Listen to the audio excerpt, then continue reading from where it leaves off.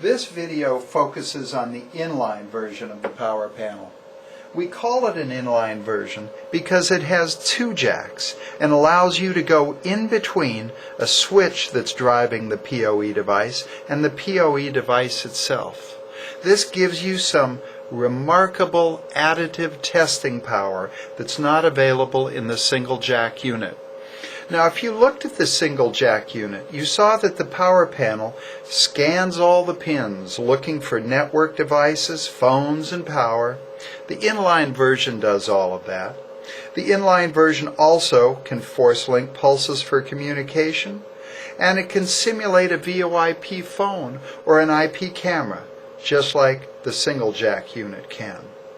But if you're an IP camera installer or you install VoIP phones, then you need the inline version because you can measure watts. And watts is the #1 reason why these networks go down, drawing too much power out of the switch.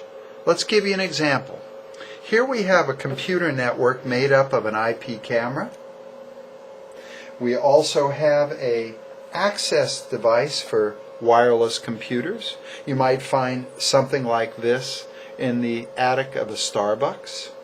Both of our devices are driven by power over Ethernet. Notice that neither of them have separate AC power. Now imagine further that I am an IP camera installer, and my job is to get this thing working in the far end of a warehouse, and I go ahead and plug in and it doesn't work. The IT manager has already told me that all of the ports on my switch are putting out power over Ethernet voltage, but I have no way of measuring that. I also have no way of knowing whether I have a data path, like every computer device needs. And that's where the inline power panel comes in. I connect in between my switch and the PoE device.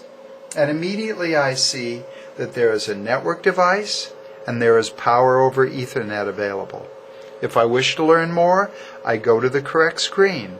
Here I'm on the network screen, and it says that it sees a device that is 100 megabit a second full duplex on 1, 2, and 3, 6. I also see the data is flowing by looking at my dancing data display. Now let's switch to the power over Ethernet screen.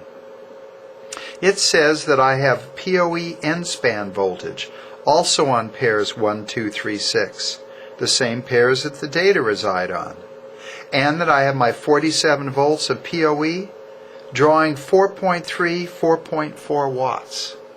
Now I have all the information that I need. I know where my data pair is, I know that I have power, and I know how much power that consumes. Now let's go over to our access point.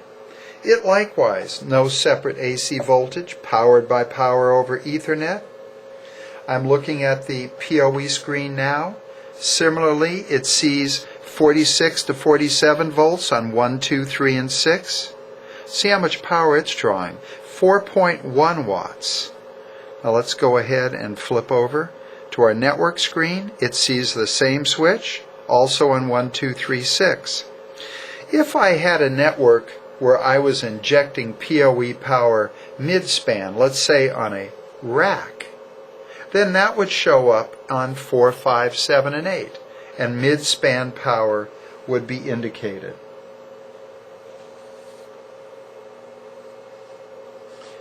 Now, if I did not have an inline power panel, I would have to revert back to the old method of testing for power. And this is not what you want to do on the job. You want to use the new method, the inline power panel, to get your work done safe and efficiently.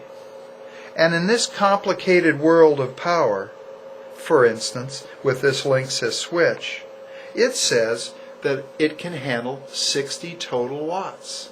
But it further says that it can handle 4 ports at 15 watts or 8 ports at 7.5 watts. So you can see with the Power Panel DVM inline version that we have everything under control.